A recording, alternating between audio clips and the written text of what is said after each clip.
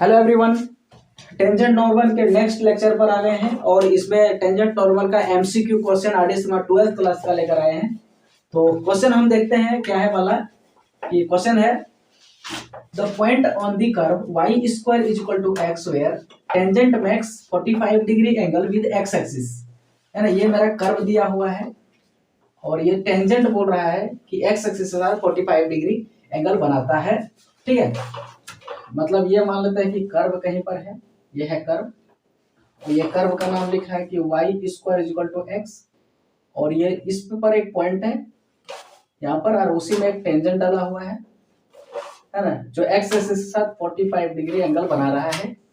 ठीक है, ये मान लेते हैं कि P पॉइंट है और इसका कोऑर्डिनेट अल्फा बीटा है। यही मेरा पॉइंट का कोऑर्डिनेट आंसर में निकालने बोल रहा है कि फाइंड द पॉइंट या पॉइंट क्या होगा और ऑप्शन में मेरा आंसर दिया हुआ है। तो देखिए जो पॉइंट गिवन है वो जो पॉइंट है, कोई भी आंसर जो भी आंसर होगा चाहे ये या ये, दोनों ही कर्व और ये जो पॉइंट है गिवन कर्व और टेंजेंट दोनों को सेटिस्फाई करेगा। तो पहला टारगेट रहेगा कि आंसर तो लिखा हुआ है और उसको कर्व में हम सेटिस्फाई करके देखें। पहला फर्स्ट अटेम्प्ट अगर एक सेटिस्फाई हो गया तो हो सकता है आंसर, ठीक है, और अगर सेटिस्फाई नहीं हुआ तो कंफर्म है कि वो आंसर नहीं होगा। तो अगर हो जाएगा दूसरा भी ट्राई करेंगे, दूसरा हो गया तो दो दो अगर मिल गया तो फिर और दूसरा स्टेप सेकंड स्टेप लागू करेंगे टेंजेंट के आधार पर। ठीक है, तो पहला हम इसको अगर हम कर्व में लेके चलते हैं कि x के जगह यहाँ पर 1/2 और y के जगह 1/4 रखें, तो x के जगह 1/2 रखते हैं, ठीक है, y के जगह 1/4 मैंने रख दिया है ना, और x के जगह 1/2 ये कभी बराबर नहीं होगा, ये पक्का है कि 1 नंबर आंसर नहीं होगा। ठीक है, दूसरा हम ट्राई करते हैं कि x के जगह y के जगह 1/2 रखना है। ठीक है, ये y है और यहाँ पर y है और x के जगह 1/4 रखना है। तो देखिए स्क्वायर करेंगे 1/4 माने ए आंसर मेरा हो सकता है। ठीक है, दूसरा नंबर कि y के जगह 2 रखेंगे और स्क्वायर करेंगे और x के जगह 4 रखेंगे तो ये भी मेरा देखो आंसर हो सकता है। ठीक है, पहला है और इसमें है कि 1 x के जगह y के जगह देखो 1 रखेंगे, ये y है और x के जगह 1 रखेंगे, स्क्वायर करेंगे सेम आंसर 1 का आएगा। तो देखो तीन तीन ऑप्शन यहाँ पर मेरा मिल गया। तो यहाँ पर तो अभी तीनों आगे डाउट है, तो सेकंड स्टेप अपनाएंगे। ये फर्स्ट स्टेप था, स्टेप 1 था, ये ट्राई करेंगे। अगर नहीं होता तो तीन छोड़ होता तो एक आंसर होता कंफर्म। तो अब सेकंड स्टेप में क्या करेंगे, स्टेप 2 या यही स्टेप स्टार्टिंग में भी मैं इस स्टेप को इस्तेमाल कर सकता हूँ। तो यहाँ देखिए 45 बना रहा है टेंजेंट इस पर और यहाँ PT टेंजेंट है, तो जो स्लोप होगा m इस PT का वो कितना होगा 45 डिग्री है, तो tan 45 डिग्री है ना, स्लोप का फॉर्मूला है, तो ये कितना हो जाएगा 1 हो जाएगा। ठीक है, ये स्लोप इसका 1 हो जाएगा। अब दूसरा कर्व से स्लोप निकालते हैं कैसा, तो कर्व का हम सबसे पहले डिफरेंशिएट कर देते हैं। ठीक है, डिफरेंशिएट करने का मैं तरीका बताया है कि सबसे पहले कर्व को क्या करेंगे कि सबको एक साइड ले आएंगे, माने इम्प्लिसिट फंक्शन के रूप में इसको बनाएंगे। तो यहाँ x और minus y square equal to 0 है ना, मैंने y को इस साइड ले आया। तो अब हम अगर dy/dx निकालते हैं तो इसका शॉर्ट तरीका मैंने क्या बताया था कि माइनस लिखेंगे और यहाँ पर partially differentiate with respect to x। तो पार्शियली x क्या करेंगे तो 1 होगा और बाकी y वगैरह जितना भी है कांस्टेंट हो जाएगा जब हम x के रिस्पेक्ट में पार्शियली डिफरेंशिएट कर रहे हैं इस फंक्शन का या फिर ये कर्व का। फिर बटे करते हैं, partially differentiate with y respect में करेंगे, y के रिस्पेक्ट में x कांस्टेंट होगा, बाकी कांस्टेंट भी कांस्टेंट रहेगा, तो यहाँ क्या हो जाएगा 2y हो जाएगा। ठीक है, ये नेगेटिव नेगेटिव कैंसिल हो गया और इसका आंसर 1 बटे कितना आया 2y आया। ठीक है, अब हम इसका स्लोप कैसे निकालते थे, dy/dx और at the given point alpha beta पर। अल्फा बीटा पर जो पॉइंट है वो dy/dx का वैल्यू उस पॉइंट पर अगर लिख देते हैं तो वो स्लोप कहलाता है। यहाँ पर क्या निकला 2 इंटू बीटा, ये 1/2 इंटू बीटा और इसका आंसर देखो क्वेश्चन से 1 दिया है तो माना इसी का आंसर। और इसको अगर हम कैलकुलेशन करें तो यहाँ पर हमको बीटा का आंसर कितना मिल जाएगा, है ना 1/2 मिल जाएगा बीटा का आंसर। अब देखो तीनों में 1/2 बीटा के जगह, तो बीटा सेकंड में है तो यहाँ देखो है, बाकी यहाँ पर तो बीटा के जगह 1/2 है ही नहीं, ये कैंसिल यहाँ कैंसिल हो जाएगा, ये ऑप्शन। ठीक है, तो देखिए क्वेश्चन नेक्स्ट क्वेश्चन बनाया गया है एमसीक्यू का टेंजेंट नॉर्मल बेसिस पर। तो क्वेश्चन क्या है कि the angle between the curves y square is equal to x and x square is equal to y at 1 1 is. ठीक है, ये ऑप्शन सामने दिया हुआ है। तो दो कर्व है और दोनों कर्व के बीच मुझे एंगल निकालना है ना। ये जैसे कि मान लेते हैं पहला कर्व है इसको कर्व 1 मान लिया, जिसका नाम क्या है y square is equal to x। ठीक है, और दूसरा कर्व मान लेते हैं ऐसा है, और इसका जो आंसर है वो कितना है, मान लेते हैं x square is equal to y. ये गिवन है क्वेश्चन में, ये ना, ये पहला कर्व है और ये दूसरा कर्व है।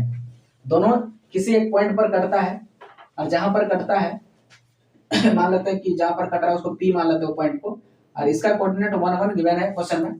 ठीक है, तो दोनों कर्व के बीच में अगर एंगल निकालना है तो दोनों के लिए टेंजेंट ड्रॉ करते हैं अलग अलग इसी पॉइंट पर। तो जैसे पहला ये है तो इस पर टेंजेंट ड्रॉ करते हैं हम। ये पॉइंट पर मैंने टेंजेंट ड्रॉ किया, ये T1 मान लिया। ठीक है, ये कर्व पहला पर है और इसी पॉइंट पर है, और दूसरा एक टेंजेंट मैंने इस पर ड्रॉ किया, दूसरा कर्व पर इसी पॉइंट पर होना चाहिए, ये ड्रॉ किया, मान लेते हैं इसको मान लें T2। ठीक है, और दोनों कर्व के बीच जो एंगल बनता है, जो कटता है जहाँ, तो दोनों कर्व के बीच का एंगल, दोनों का जो टेंजेंट है, दोनों के टेंजेंट के बीच का एंगल के बराबर होता है, यहाँ मान लें थीटा है। ठीक है, और कभी भी देखो एंगल दो लाइन के बीच निकलता है, तो कर्व कट रहा है तो उसका टेंजेंट जो बनेगा उस पॉइंट पर, दोनों के लिए कॉमन पॉइंट पर, वही उसका एंगल हो जाएगा दोनों के बीच का। और इसका फॉर्मूला क्या था, इसका फॉर्मूला था टेन थीटा बराबर है ना mod of m2 minus m1 बटे 1 प्लस m1 इंटू m2, ये फॉर्मूला था। ठीक है, यहाँ m1 m2 क्या है, तो m1 जो है इस कर्व के लिए स्लोप है, ये टेंजेंट के लिए स्लोप है, पहला टेंजेंट के लिए क्या है स्लोप है, ये स्लोप m1 जो है पहला टेंजेंट का है, और दूसरा टेंजेंट जो है उसका स्लोप हम मान लिया m2 है, ये है। तो दोनों का स्लोप निकालेंगे दोनों कर्व के मदद से, और इस पॉइंट पर तो स्लोप जैसे कि m1 हम निकालेंगे, तो m1 स्लोप क्या होता था कि dy बटे dx करेंगे पहला कर्व का, फर्स्ट कर्व के लिए। ठीक है, फर्स्ट कर्व के लिए मान लेते हैं ये पहला कर्व है, फर्स्ट के लिए निकालेंगे, और किस पॉइंट पर 1 1 पॉइंट पर, और m2 जो है ये फर्स्ट के लिए, फॉर फर्स्ट कर्व, ठीक है, और फिर m2 जो होगा वो भी dy बटे dx ही होगा सेकंड कर्व के लिए, है ना, ये सेकंड कर्व पर टेंजेंट है तो उसके लिए स्लोप होगा यही पॉइंट पर m1 m2 m1 ये 1 1 पॉइंट पर। तो डिफरेंशिएट अगर पहला इसको करते हैं तो ये तो डायरेक्ट ही इसका यहाँ पर dy बटे dx करेंगे तो ये क्या निकलेगा 2x निकलेगा, और 1 1 पॉइंट पर दिया है तो ये 2 इंटू 1 बराबर क्या 2 ही हो जाएगा। और इसका हम करेंगे इस कर्व का करेंगे सॉरी, यहाँ पर ये दूसरा कर्व था, ये पहला कर्व है और ये दूसरा कर्व है, तो हम पहला कर्व यहाँ पर है तो इसका यहाँ पर नहीं करेंगे, ये दूसरा कर्व के लिए दूसरा का करेंगे, तो 2 इंटू क्या हो जाएगा x हो जाएगा। ठीक है, और इस पॉइंट पर बात करें तो 2 इंटू 1 2 ही होगा, और पहला कर्व का यहाँ करें हम डिफरेंशिएशन, तो पहला कर्व का जो डिफरेंशिएशन करेंगे तो ये क्या है dy बटे dx। ठीक है, ये देखिए यहाँ पर अगर हम थोड़ा सा इसको मॉडिफाई कर देते हैं तो फिर ये क्या लिखाएगा x minus y square is equal to 0, ऐसा हम लिख सकते हैं इम्प्लिसिट कॉन्सेप्ट के फॉर्म में। और इसका डिफरेंशिएशन हम डायरेक्ट अगर करते हैं तो क्या बोलते हैं माइनस लिखेंगे और x का पार्शियली डिफरेंशिएट करेंगे, है ना, x के रिस्पेक्ट में करेंगे, और दूसरा इसी को जो है पार्शियली डिफरेंस y के रिस्पेक्ट में करेंगे तो माइनस 2y आएगा, मतलब यहाँ पर x कांस्टेंट हो जाएगा, जब x के रिस्पेक्ट में ऊपर में किया था वह y कांस्टेंट था, या क्या 1/2y, और y की जगह 1 बैठाएंगे तो इसका आंसर क्या 1/2 ही आया। ठीक है, ये m1 निकला और ये m2 निकला, अब इसमें हम पुट करेंगे, ठीक है, वैल्यू को। तो देखो इसको डिलीट करते हैं, अभी ये हो गया है, तो इसमें जब हम पुट करेंगे वैल्यू को तो क्या हो जाएगा, ये m2 जो निकला है 2, किसी को भी आगे रख सकते हैं, मॉड है इसलिए दिक्कत नहीं। अब फिर ये 1/2 और बटे में क्या 1 प्लस 2, या फिर 1/2 ही पहले हम लिखते हैं। ठीक है, आगे भी लिखेंगे वो देखते हैं, इंटू है कम्यूट तो होगा ही, तो यहाँ पर कैंसिल हो जाएगा, और यहाँ एलसीएम लेंगे तो ऊपर में कितना 3 आएगा और बटे 2 आएगा, और नीचे में 1/2 आएगा, ये आएगा, ये दोनों इंटू हो जाएगा इसके साथ, तो ये 3 बटे कितना आएगा 4। अब 10 को हम अगर इस बार करते हैं ये इनवर्स ट्रिग्नोमेट्री रूल से, तो यहाँ थीटा मुझे मिलेगा 10 इनवर्स और ये 3/4 मिलेगा। ठीक है, और इसका आंसर देखो बी नंबर ऑप्शन में दिया गया है। ओके, तो देखिए एमसीक्यू के नेक्स्ट क्वेश्चन पर आ गए हैं। 3 नंबर क्वेश्चन क्या है, the slope of tangent to the curve x is equal to 3t square plus 1 y is equal to 3 ये t cube minus 1 at x is equal to 1 is। ठीक है, ये option सामने में दिया हुआ है। तो देखिए हमको यहाँ पर क्या है कि ये जो सिस्टम है यहाँ x इक्वल टू टी के फॉर्मेट में या y is equal to t के फंक्शन में है, और इस तरह का जो भी क्वेश्चन है जो पैरामेट्रिक फॉर्म में बोल सकते हैं इसको हम, ये पैरामेट्रिक फॉर्म है, और इसका हम डिफरेंशिएट निकालेंगे। और यहाँ पर देखिए at x is equal to 1 है, अगर हम इस इक्वेशन पर है ना x का वैल्यू अगर 1 पुट करते हैं यहाँ पर हम, तो यहाँ मुझे मिलेगा 1 is equal to t square plus 1, और ये 1 1 कैंसिल, यहाँ 0 होगा। तो यहाँ से हमें अगर टी स्क्वायर का वैल्यू हम ढूंढते हैं है ना, तो इधर 0 हो जाएगा, टी बराबर 0 हो जाएगा, तो इधर 0 ही होगा, और टी का भी वैल्यू हम सोचे तो यहाँ पर 0 ही होगा। तो यहाँ से मुझे t बराबर 0 है, मैंने इसका जो भी हम निकालेंगे इसका टेंजेंट स्लोप का, वो किस पॉइंट पर निकालेंगे, at t is equal to 0 0। देखिए x 0 पर निकालेंगे है ना, यहाँ x 1 दिया था तो t इज इक्वल टू 0 पर निकालेंगे। तो सबसे पहले इसका क्या करेंगे, हम टेंजेंट निकालने के लिए फॉर्मूला क्या था, dy बटे dx करेंगे। ठीक है, और जो आंसर आएगा उसको t बराबर 0 पर जो इसका स्लोप कहलाएगा।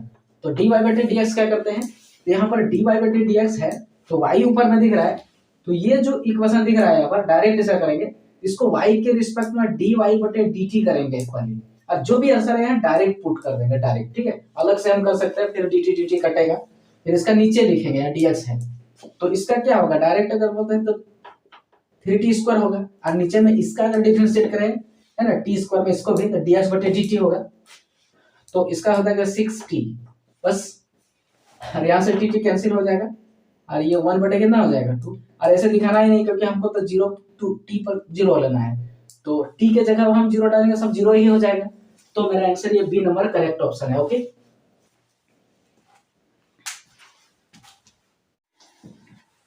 तो देखिए नेक्स्ट एमसीक्यू के क्वेश्चन पर आ गए हैं। 5 नंबर क्वेश्चन क्या है कि the equation of the normal to the curve x is equal to a cos cube theta and y is equal to a sin cube theta at the point theta is equal to pi बटे 4।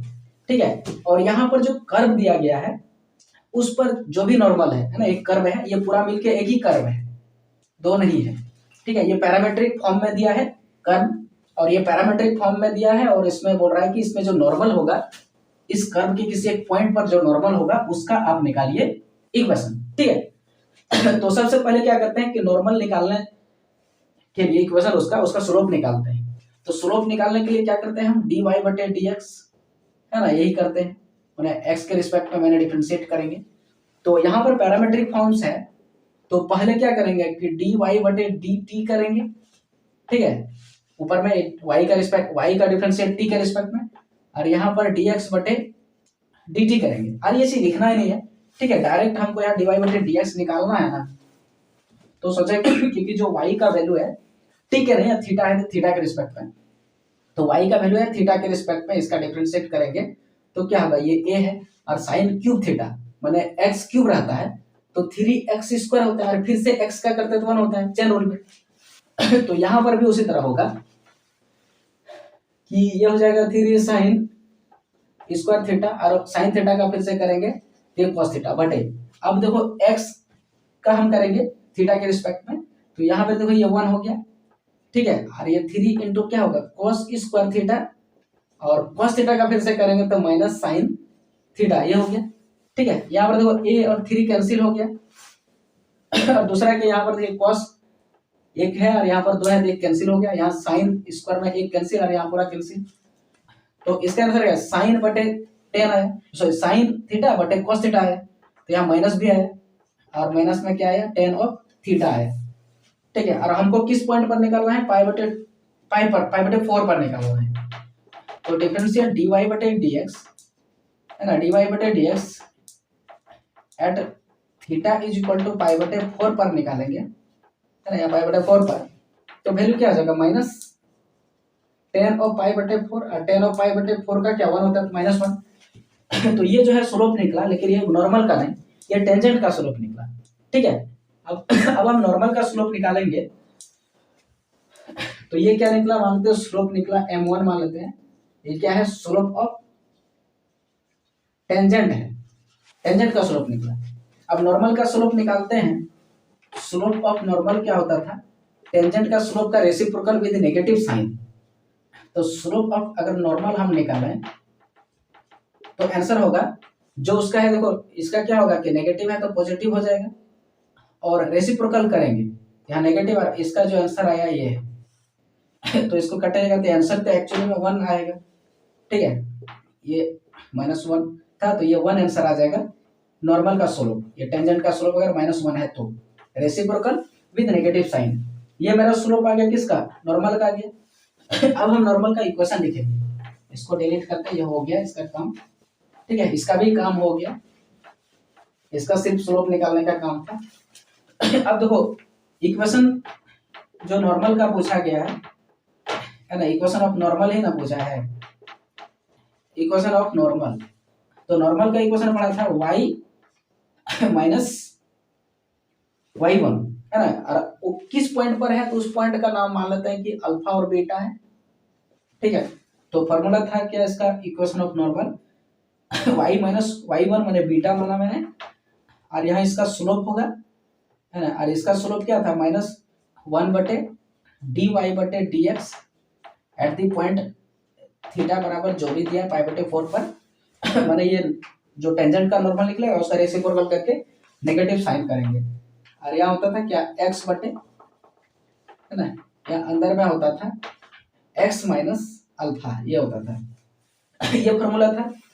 तो यहाँ पर देखिए alpha जो है, ये beta जो है वो y2 का वैल्यू है मान लेते हैं, और अल्फा जो है वो x, ये x1 कर देते हैं, पॉइंट है x1, ये y1 और x1 है। ठीक है, तो ये x1 y1 कैसे निकलेगा तो देखिए यहाँ पर ये जो थीटा दिया हुआ है, तो थीटा का वैल्यू जी इस पॉइंट पर रखेंगे हम, या फर्स्ट में रखेंगे इसमें, तो यहाँ जो x का वैल्यू निकलेगा, ठीक है, या x1 ही मान लो, या अल्फा मानते हैं हम उस पॉइंट पर, ठीक है, अल्फा भी मान सकते हैं। तो यहाँ पर बैठा देंगे तो कितना होगा, ये a हो गया, और ये पाई बटे 4 बैठाता है तो कितना होता है, cos का पाई बटे 4 1 बटे √2 होता है, और इसका क्यूब करेंगे तो आंसर आ जाएगा a बटे 2√2। ठीक है, और यही चीज हम इसमें भी बैठाएंगे थीटा का वैल्यू बीटा निकालने के लिए, जब थीटा का वैल्यू पाई बटे 4 बैठाएंगे तो वहाँ y होगा या y1, या फिर इसको मैंने अल्फा नाम दे दिया और इसको बीटा नाम दे दिया पॉइंट पर। तो पॉइंट पर जो वैल्यू होगा यहाँ पर, यहाँ a इंटू हो जाएगा, और साइन में भी पाई बटे 4 का वही आंसर होता है, तो ये क्यूब हो जाएगा, तो आंसर सेम होगा इसका भी। ठीक है, अब इसमें पुट कर देंगे हम सबका वैल्यू, तो मुझे क्या मिलेगा, देखो y माइनस a बटा 2√2 इक्वल टू, और यहाँ पर जो स्लोप 1 आया है ना, ये यहाँ से यहाँ तक का जो स्लोप है इसका वैल्यू 1 आया है, बैठा दिया, और ब्रैकेट में x माइनस a बटे 2√2, और 1 है तो 1 से इंटू करेंगे तो कोई फर्क नहीं पड़ेगा, ये जैसे का उसे खाली ब्रैकेट हटेगा। अब देखो ये सेम चीज है तो कट गया। ठीक है, तो देखो y बराबर x आएगा, या फिर इसको हम लिखेंगे x बराबर y। यही जो है इक्वेशन हो गया नॉर्मल का इस कर्व पर, जो पैरामीट्रिक फॉर्म में इक्वेशन दिया है उस पर है। ठीक है, at the point of theta equal to pi बटे 4 पर। तो देखो यहाँ पर option number C correct answer होगा। ओके, तो देखिए एमसीक्यू के नेक्स्ट क्वेश्चन पर आए हैं, 4 number question based on tangent and normal, R D Sharma math 12। Question क्या है कि if the curves y is equal to 2 into e to the power x and y is equal to a into e to the power minus x intersect orthogonally then a बराबर what. ठीक है, कि बोला कि दो curve है, पहला curve यहाँ देखिए ये है y is equal to 2 into e to the power x, और दूसरा कर्व है y is equal to a into e to the power minus x, दोनों एक दूसरे को ऑर्थोगोनली इंटरसेक्ट करता है, तो a का वैल्यू क्या है। ठीक है, यहाँ पर ऑर्थोगोनली का मतलब होता है इंटरसेक्ट एट राइट एंगल। ठीक है, ऑर्थोगोनली का मतलब है कि ये राइट एंगल में कट रहा है। ठीक है, ये जो है राइट एंगल, ये राइट एंगल में काट रहा है, ये राइट एंगल में कटता है। तो राइट एंगल में कटने का मतलब क्या है, ये पहला कर्व है, ये दूसरा कर्व है, और दोनों के बीच में जो टेंजेंट निकाला जाएगा, दोनों के लिए कॉमन पॉइंट पर टेंजेंट निकाला जाएगा, वो 90 डिग्री का यहाँ एंगल बन रहा है, थीटा के बराबर यहाँ पर 90 डिग्री है। ठीक है, ये है। तो ए का वैल्यू क्या होगा, और हम यहाँ पर जो पहला कर्व है मान लेते हैं कि ये पहला कर्व है जिसका नाम क्या है कि y is equal to 2 into e to the power x, और ये दूसरा कर्व है जिसका नाम है y is equal to a into e to the power minus x, ये है। और ये पहला कर्व है, पहला ये वाला कर्व है, ये छोटे छोटे पहला कर्व है। तो इस पर देखिए टेंजेंट यहाँ पर t1 है, और ये दूसरा कर्व है तो इस पर देखिए टेंजेंट ये t2 है ना, t2 इसके लिए है और t1 इधर के लिए है। तो फोटो बनाएंगे, नहीं भी बनाएंगे तो भी बनेगा, लेकिन फील करने के लिए थोड़ा मैं फोटो को ड्रॉ किया है यहाँ पर। लेकिन एमसीक्यू क्वेश्चन है तो अपने से बनाएंगे तो अपने तुरंत ही बिना फोटो बनाए सोचेंगे। तो इसमें फॉर्मूला क्या था, टेन थीटा था, और m1 m2 माइनस m1 बटे 1 प्लस m1 m2, ये अमोड था।